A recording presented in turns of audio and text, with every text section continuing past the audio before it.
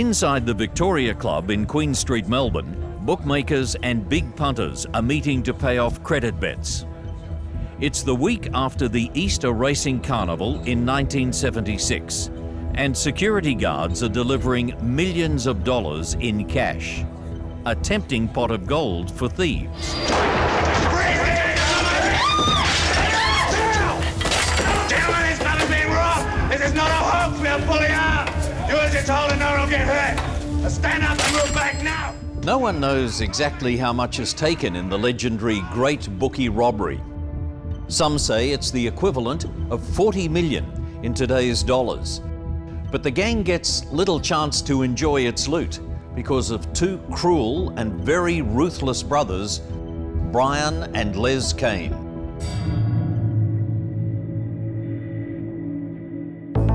Australia's most notorious criminal family.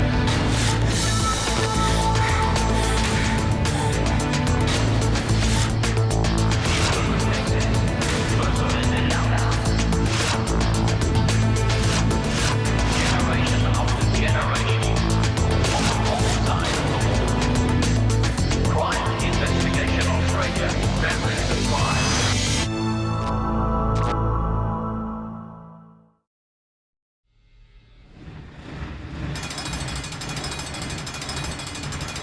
The Great Bookie robbery is Australia's largest single hold-up, and its millions in loot attract the city's crime bosses who are looking for their share. First in line for his cut is Les Kane, a member of the notorious Painters and Dockers Union, whose reign over the Melbourne Underworld is at its peak in the 1970s. The union is made up of the toughest of unskilled waterfront labourers, men who take on the filthy, stinking job of cleaning ships in dockyards. It's work that attracts men unable to find employment anywhere else, including those with criminal records. Certainly the toughest union in Australia.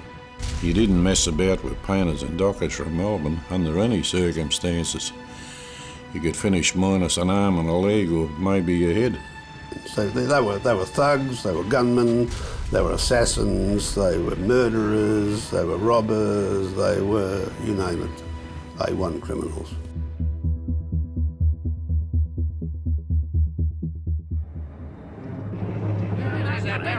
After World War II, these tough men and their trade union become the main criminal force in the city. Rivers of cash flow in from armed robberies, safe breaking, money laundering, and massive tax evasion schemes. The most lucrative of all its rackets is the scam called ghost payrolling. Ghosting, in waterfront language, means collecting pay packets for men who haven't worked. Hidden cameras film payday at the Australian National Line's web dock. And they were all registered painters and dockers, but most of them never turned up at the docks, but they were paid. Union delegates are on hand each payday to collect the extra wages. 4 men working, 12 pay packets, whatever. The pilfering of the cargo and other stuff that went on. So whoever controlled that, it was money for old rope. So it was worth fighting over, and they did fight over it. Whoever controlled the union controlled the rorts on the docks. Painters and dockers are frequently being murdered, some publicly. Others are kidnapped and killed in secret, their bodies dumped where they'll never be found. It was well held that some of them were buried beneath the freeway and beneath some building, or out in the bay, or out through the heads in deep water, or through the dim sim machine. Are you protected in any way? No. Do you have any police protection? No. Do you carry a gun? No. Certainly not. One of the most notorious of these murders is that of union leader Pat Shannon, who shot dead in the Druids Hotel in South Melbourne in 1973. Renowned Painters and Dockers tough man Bill Longley and 2 other men are convicted of the murder. I've said it before and I'll say it again, I didn't kill Pat Shannon. Longley claims rivals have been trying to kill him, including one brazen attack after a union election. I was outside the union rooms. I got out of the car there once, and there was a car parked in front of mine, then there was a car behind that one. Well, a bloke got out of the third car and he started firing shots at me. Yeah, he let go with about 6 shots, I reckon. I just kept jumping and hoping and jumping back and forwards and hoping for the best. He must have been a bad shot. Billy Longley was called the Texan because of his bad habit carrying a 6-gun, and a huge one, about that big. I don't know what they call them, but it was a huge one. Over the years, Longley survives more than 20 attempts to kill him by rival union members. Well, my house was bombed once and shards of steel were found as far down as the kitchen, which was, 3 or 4 rooms down the passageway.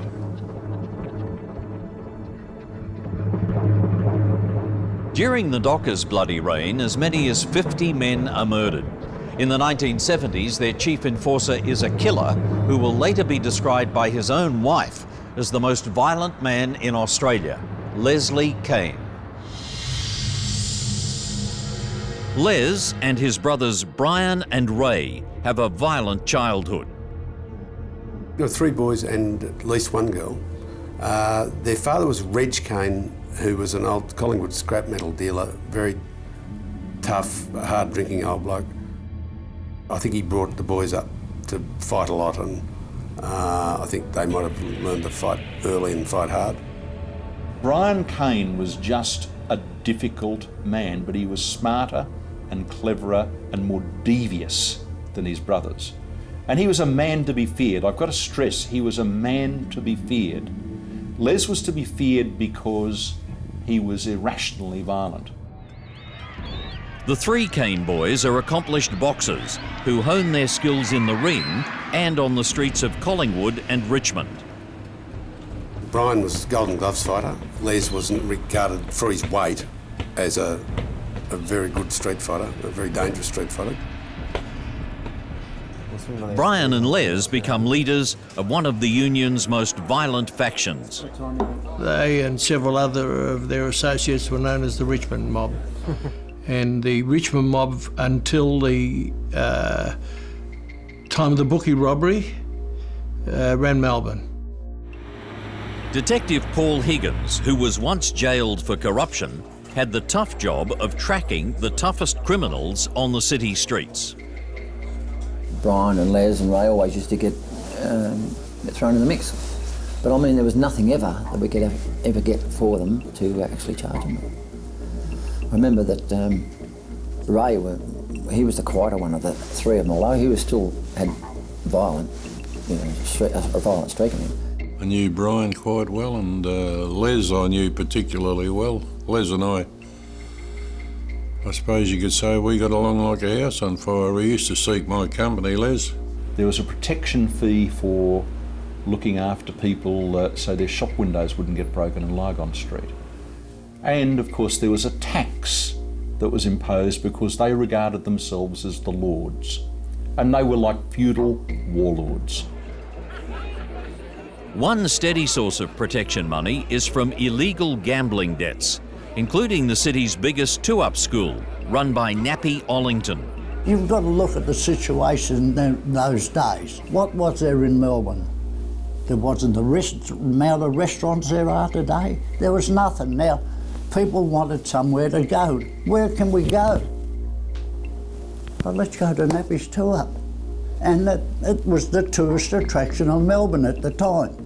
I was smart enough to know that police could close me down overnight if they wanted me. But no, I was too good of a service to them at the time. But the mere fact that people realise that Brian Kane was virtually, what was the word you used, the minder of the game, or the protector, well, they didn't think twice or 4 times or 10 times about doing anything wrong. Brian also builds up a reputation, as a ferocious debt collector for the illegal off-course SP or starting price bookmakers who flourished in that era. Brian Kane one day had a debt to collect from a solicitor's office, and he just marched straight in, pulled out an axe, chopped the bloke's desk up, smashed everything on the desk, and the solicitor sat in the corner and he peed his pants. And he paid the debt. Consorting Squad Detective Brian Murphy has the job of tracking criminal associations inside the Melbourne Underworld. He establishes a wary rapport with Brian Kane after they run into each other in a coffee shop. Then he sat down at the table. He said, "I know who you are." I said, "Good, I know who you are, so that makes it square." The conversation got around to killing people, and Brian Kane said, "I could kill you now. There's not a thing you could do about it." I said, "Well, that's not quite right." I said, "You get them to pull the table away and we'll see how good you are." And I had my police revolver pointed at him under the table. When we pulled the table, he looked at it and he said, "Will you put that away?" I said, "Yeah." So I put it away. He leaned over and kissed my head. He said, "It's the fucking way coppers should be." He said, "They should be ready all the time." We both had a laugh. Actually, I had a sigh of relief. The brothers stick together and support each other, ready to fight anyone who challenges them.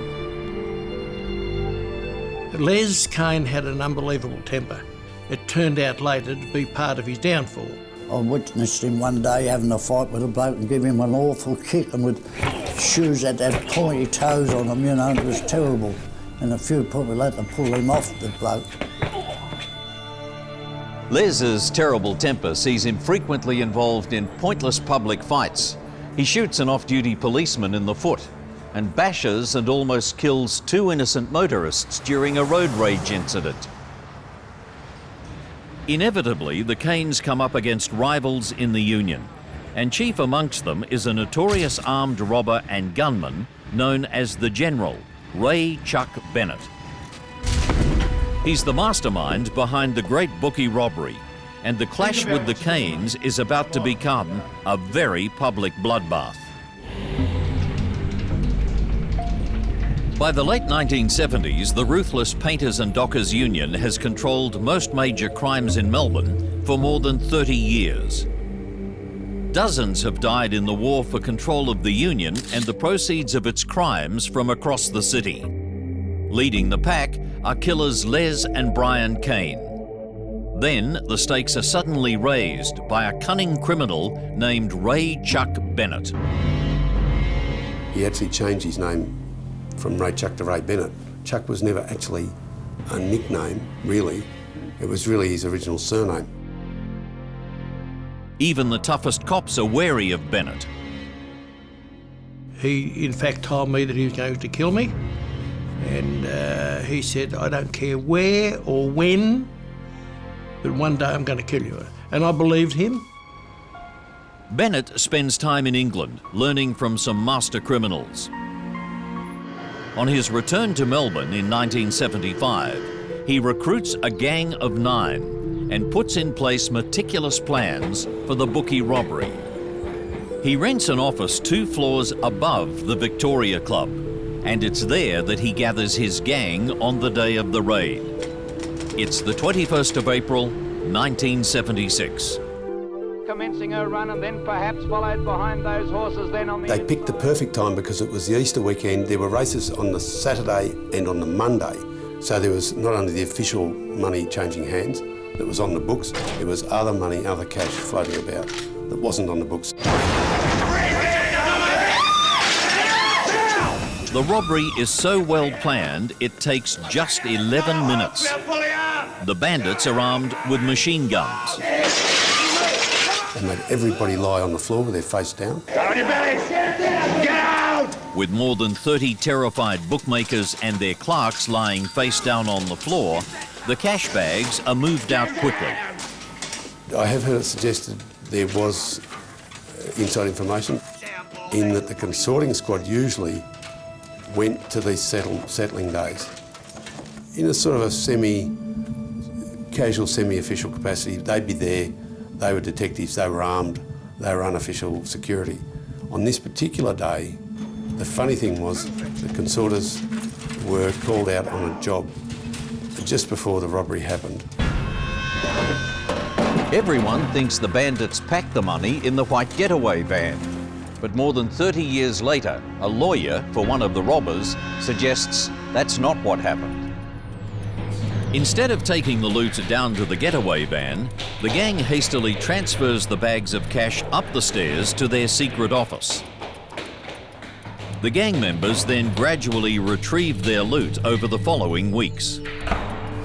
Not one solitary witness saw them leave the place, get into a vehicle, carry money out. Not one. We couldn't find one solitary person. Bennett orders his gang members to hold on to their share of the loot and not attract attention with any spending sprees. Shortly after the robbery, Ray Chuck Bennett's mother collapses in a lawyer's office and she suffers a fatal heart attack.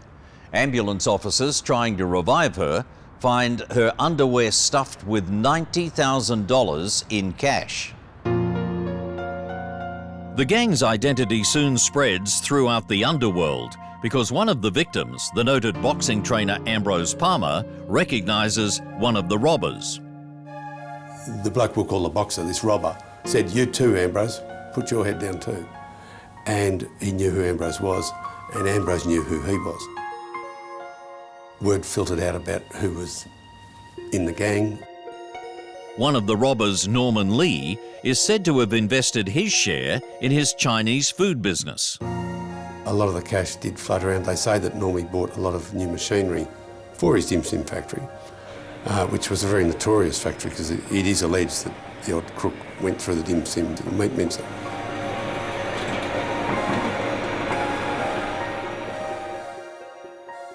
While the Kane brothers' violence ensures they're kings of the underworld, Les Kane's violent temper has destroyed his marriage.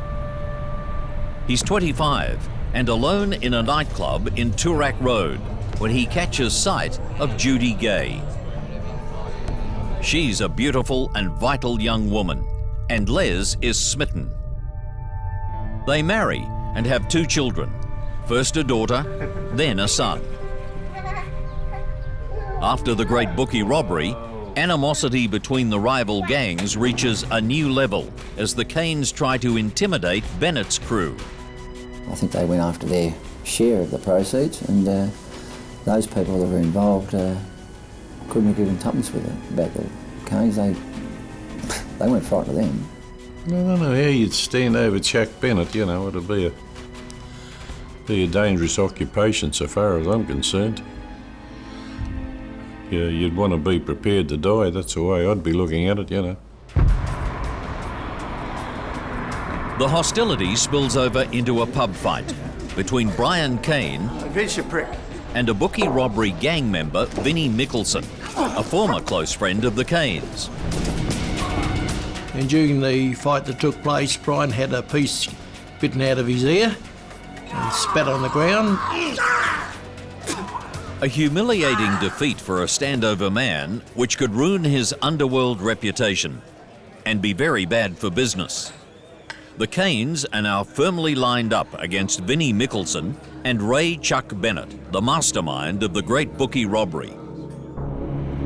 War has been declared, and Les Kane makes it known he intends to defend his brother's honour. You know, if somebody's treading on your toes too hard, you just say to yourself, well,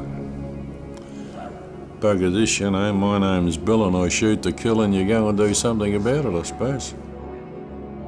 The atmosphere is poisonous, and each side knows it can't allow the other to strike first.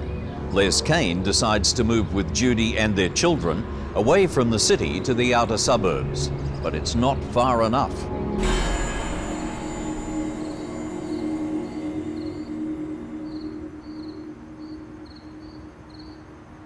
It's October 1978. Come on, get into bed and I'll tuck you in. 2.5 years since the Bookie robbery. Les and Judy have been out to dinner with their small son Justin and 6-year-old daughter Martine. Tuck him in, love. Yeah, sure. Ready for bed? Here we go. Good night. The children are put to bed in separate bedrooms.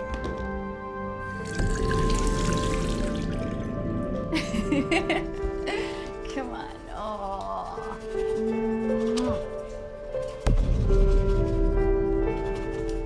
Sleep well. Les is in the bathroom when Judy turns on the light in the master bedroom. Standing there are 3 heavily armed men, Ray Chuck Bennett, Vinnie Mickelson, and a man named Laurie Prendergast. Judy recognises them instantly. She's grabbed and pushed into the bedroom, where she throws herself over the little girl. It's all right, baby. Oi! Shit! It's okay, Mummy's here. My son! I want my son! Mate. My son! Come on, mate. Vinny, mate. Bring me my son! I want my son! Don't you dare hurt my son! You don't have to do this, mate. You don't have to do this. Ray Bennett appears and shoves the boy into Judy's arms. Judy is left alone with the children. It's okay. It's okay. It's okay. Think about it. Think about what you're doing, mate. Come on, think about it. Just...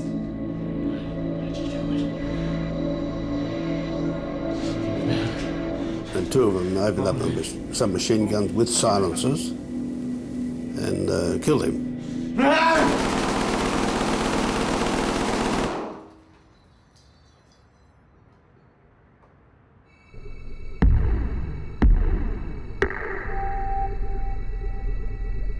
They then dragged his body to the front door, where he bled profusely on the carpet, left a massive blood stain. They backed his car. He had a Ford Futura, backed it to the door, opened the boot, threw Les Kane's body into the boot, and drove off. Her husband's body is gone, along with his car. Neither will ever be found. There was talk that he was taken to a meat crusher up at Mernda, and that he was put through the mincer up there. There's an old saying, catch and kill your own. Well, perhaps we could add a bit more onto that and keep and bury your own. Judy Kane has been well schooled in the criminal code of silence and sets about removing all traces of her husband's execution. But the underworld knows this murder will be avenged. Unwritten laws protecting women and children have been broken. Both the murder and the brutal retribution, when it comes, change the nature of crime in Melbourne forever.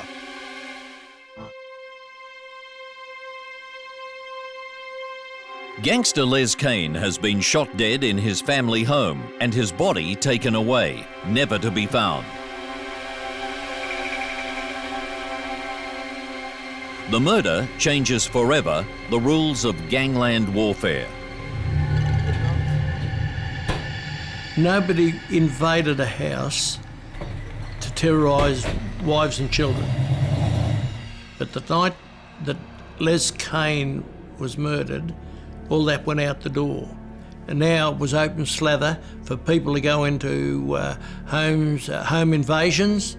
So the Les Kane shooting upped the ante in sort of barbarity. It was regarded as very bad manners by all the old-timers. Judy says nothing to her neighbours or to the police, maintaining the code of silence that she's been taught. Despite dozens of underworld murders in Melbourne in this period, no one has ever given evidence against any of the killers. But all of that is about to change. The day after Les's murder, the head of the homicide squad, Detective Chief Inspector Paul Delanus, gets a reliable Underworld tip-off that Les Kane has been murdered. I got a couple of my detectives to go out and find Judy Kane, and they did, and they brought her into the office.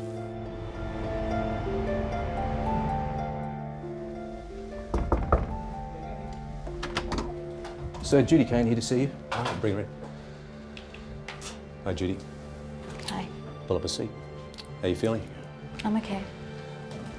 Well, Judy. And I said, Judy, I understand Les has gone off. What do you know about that? I don't know what you're talking about. And I said, expanded and told her that the information I had was absolutely reliable and that indeed he had been murdered, and she looked me straight in the face again and said... Look, I don't know what you're talking about. Les is okay. There's nothing wrong. Thank you for coming in. I believe that Brian hinted to her that maybe it wouldn't be so silly to have a word with the law. Yeah. Brian reasons that he's probably the next target, but if Les's killers are arrested, they won't be able to strike at him. And if Ray Bennett is thrown into jail, Brian might even be able to strike at him there. And I received a phone call from one of the boys at the office to say Judy wants to see you. So I went into the office and saw Judy, and she told me this true story. My husband that has Les Kane had been murdered. Did you see who did it? Yes. It was 3 gunmen, and they weren't wearing any masks. She told us who the offenders were. It was Ray Chuck, Vincent Mickelson and Laurie Prendergast. She was absolutely sure of that. There was no doubt. She knew them. We had just gotten home from a friend's place. I tucked in Martine and Jason, and Les went to the bathroom. Sleep well. Then I went into our bedroom, and there were 3 gunmen. They threw me into Martine's room and brought Jason in there as well. Come here, come here, come here, come here, come here, come here. Oh! I heard gunshots and something being dragged along the corridor and a bit of a car being closed. Then I came outside and went to look into the bathroom. And there was blood everywhere. And there was blood all along the carpet. And then I went outside and the car was missing. She went around to see her father-in-law, Mr. Kane, Reg Kane Sr., and he said, "Are you being tailed, are you being followed?" And she said, "I don't think so, I don't think so." And what she did, she went back to the unit with her brother-in-law, and she cleaned up the entire area, the bathroom, the doorway, the whole thing. She cleaned it up, scrubbed it. From there on in, she was one brave woman.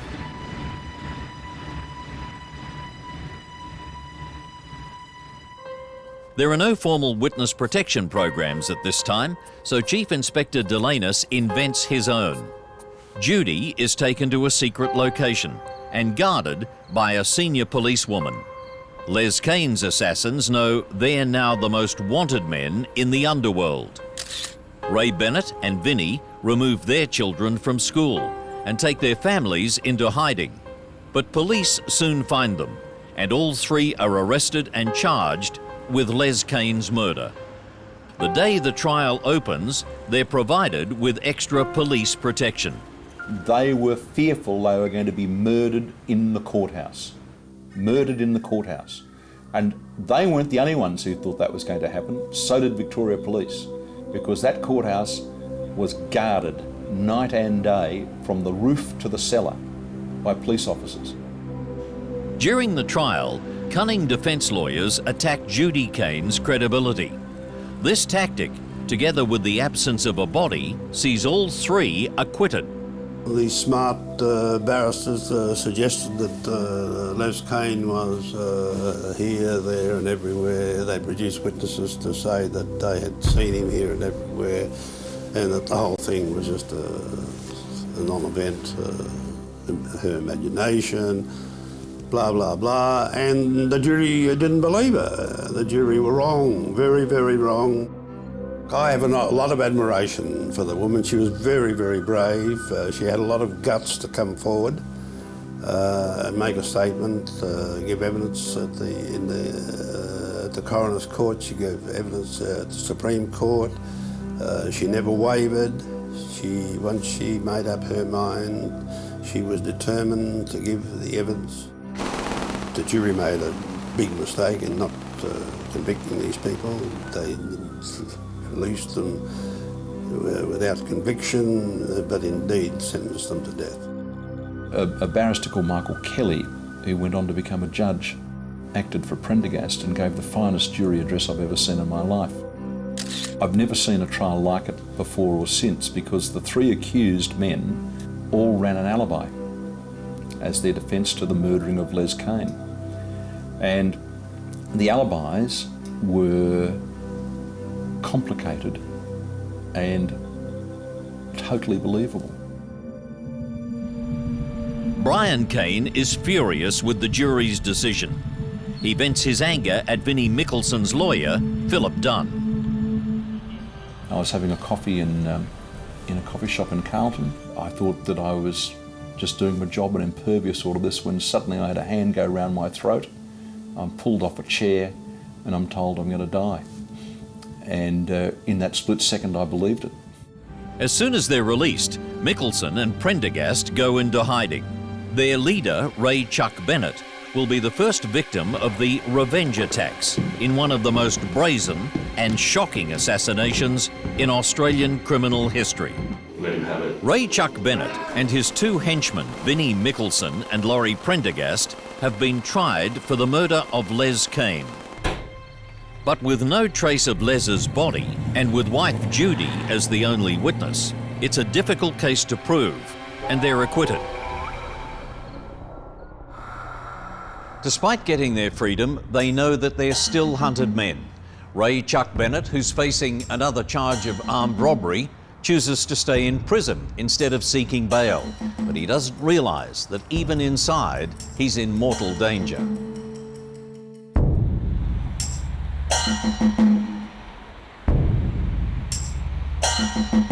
Some months after his acquittal, Ray Chuck Bennett is taken to the Melbourne Magistrates Court for a committal hearing.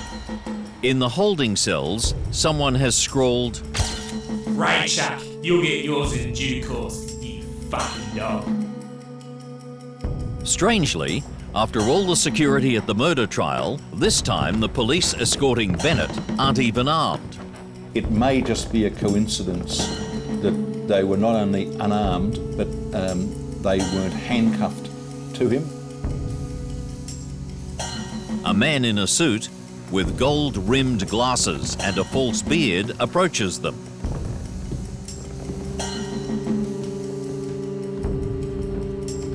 Suddenly this mild-mannered fella says, "Cop this, you bastard!" shoots him, Don't make me do it! Don't make me do it! points the gun at the cop and says, "Don't make me do it." And I think he threatened somebody else that was in the room, another fellow, a witness. Ray Chuck Bennett, shot through the heart, collapses and dies soon afterwards. Slow it down, slow your breathing down.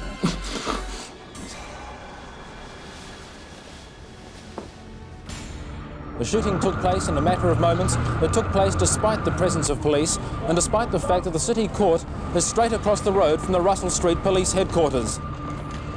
I could hear screams. There were these shots and then there were footsteps. There were footsteps running and there were yells and all the rest of it. And it was bedlam. I can remember everybody being ordered to hit the ground, and so we're all lying on the floor. Nobody knew what was going on. I mean, this is like an attack on the whole system. There's ambulances and coppers, and the SOG are sent over and they seal the whole building, and you can imagine. The gunman makes his escape through a hole recently cut in the fence at the back of the court. He will never be found. With an obvious lack of security, the press has a field day, and accusations abound that Bennett is set up by the police. Somebody who had access to the police car park and to the courthouse had provided the escape route for the killer. I don't think police at any stage would get involved in something like that. I don't believe that at all.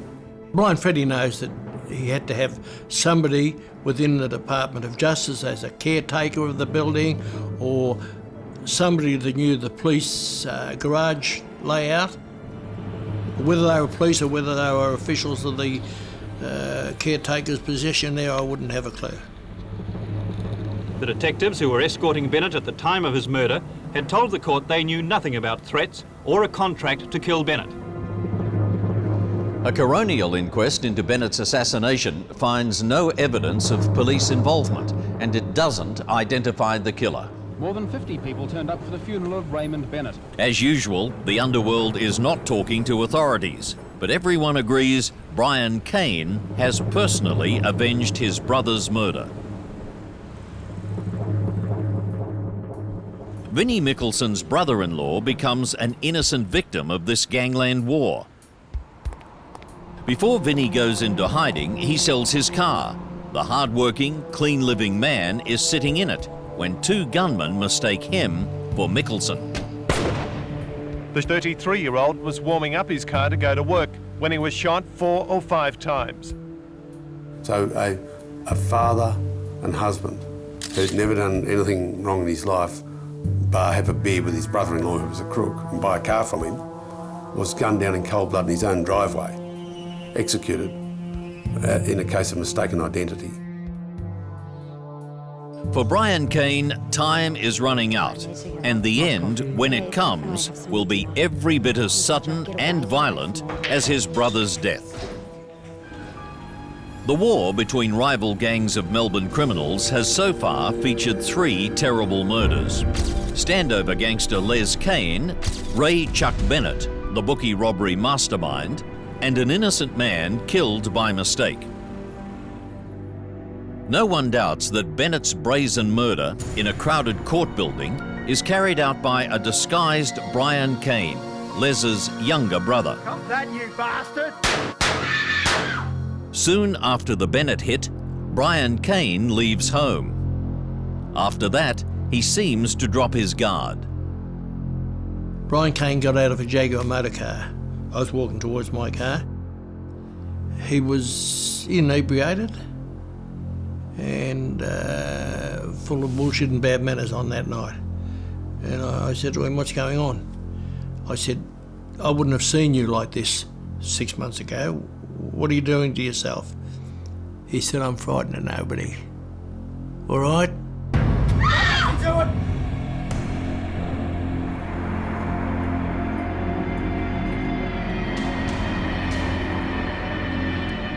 Three years after Bennett's murder, Brian Kane is sitting in one of his regular haunts, the Quarry Hotel in Lygon Street. It's great, had a great time. He's with a friend, Sandra Walsh, who's carrying his gun in her handbag. I know you say I've been telling you this. Two men wearing balaclavas burst in, firing snub-nosed pistols.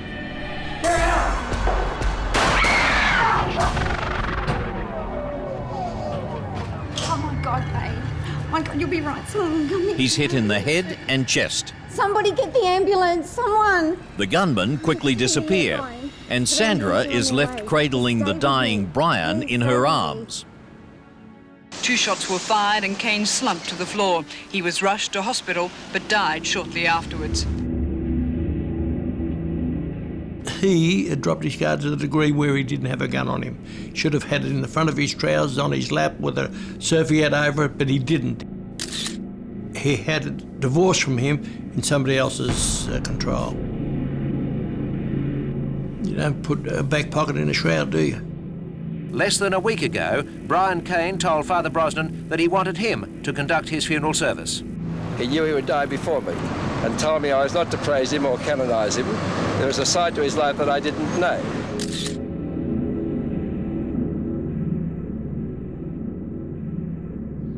One of Melbourne's emerging crime families, the Morans, publicly expressed their sympathy, including a message from young Jason Moran.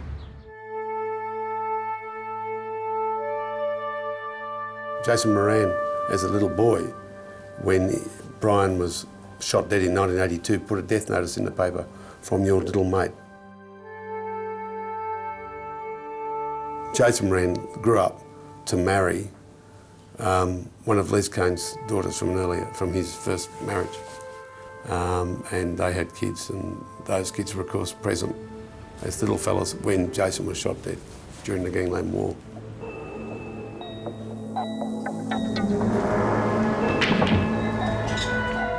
No one has ever been convicted of any of the killings, but the investigation into Brian Kane's murder continues.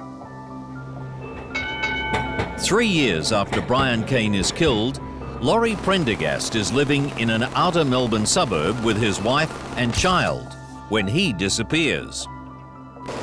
Vinnie Mickelson also vanishes. You don't see or hear of him much, but now and again you just run into somebody who knows somebody who's seen him, and he is, if that's true, he is one of the great survivors because all his contemporaries are dead.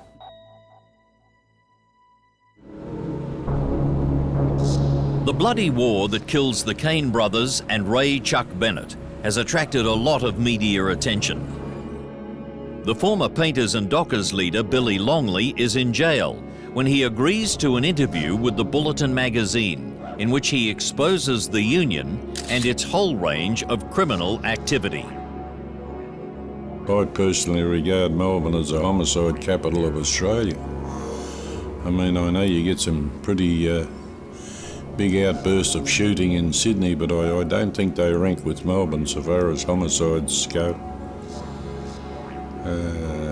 In the dock war, there was 40 killed, and I heard somebody on TV saying one night, he said, it would have been more like 60 than 40.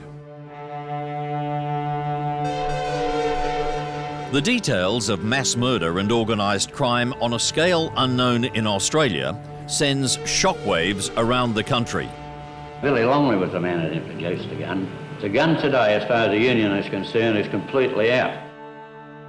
The union's leader, Jack Putty-Nose Nichols, appears on 60 Minutes to deny his union is part of any criminal activity. Who am I to say what people do after dark? I'm only in charge of this. I'm in charge of it 24 hours a day, but only for union problems.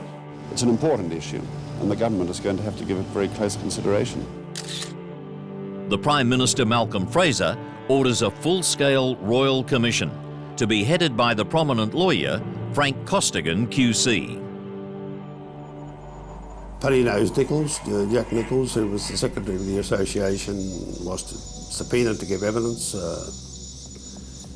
and he went out and met a few friends and sort of had a drink with them, and he went up to Albury and said goodbye to some friends. He bought a bottle of whiskey. He drove down the highway and he Wangaratta, he pulled up the car, he drank the bottle of whiskey, and he put the gun to his head and shot himself. So he didn't have to go. The coroner found by his own hand, and only now, Longley says, he's sorry. Costigan spends 4 years digging into the union, and his final report is devastating. They treat the law with contempt and are scornful of its punishments. They treat law enforcement agencies as their enemies. They're motivated by greed and are not controlled by any consideration for their victims. Violence is the means by which they control the members of the group. They don't hesitate to kill. But you had to be armed in my day. I mean, that's just the way it was. As I said to you before, it was a case of kill or be killed. And if you wanted to stay alive on occasions, you know, there were some places you wouldn't dream of going unless you're armed. Some pubs and beer, you know. There's a tradition in Melbourne of barrels, you know. You'd have a turn to help someone and you'd go there and crikey, there'd be some pretty dangerous blokes at some of those turns. It wouldn't be much use taking your handbag with you, you know, you'd want something a little bit stronger than that. Among the scams Costigan exposes is the union's role in massive tax fraud, known as bottom of the harbour schemes, worth more than $1 billion. Less than a decade later, the union membership has dropped to less than 1,000 members, and it's deregistered. Costigan's report leads directly to the establishment of the National Crime Authority to fight organised crime in Australia. The Kane family survives the deaths of Les and Brian. Their brother Ray Muscles Kane moves to Western Australia, and Les's wife Judy makes a new, quieter life for herself and her children. The Kanes were one of the great crime families of Melbourne. They were tough blokes rather than money makers. They sort of predated the rise of the drug barons. Soon as they sort of went under, then the crime market was flooded with drugs, drug pushers, big money guys. Guns became a dime a dozen because there was money to pay for them. But the Kanes really belonged to a fiercer and more simple time of really inner suburban gangsters. And you know, they wanted to be the toughest bloke in the pub. When the painters and dockers had the dock war, as we now call it, a lot of people, dozens of men went missing, as they used to call it, on the missing list. But you never found out about it. People didn't talk about it. And there were no bodies left lying around. So generally it was all sort of kept in-house. A lot of things changed to bring kind of the end to that old-fashioned lawlessness, but in its own way then opened the door for the new breed to come. The lessons that you learn through the Kane era, that money speaks all languages, and greed and ego, the downfall of most criminals. And with the downfall of the Kanes.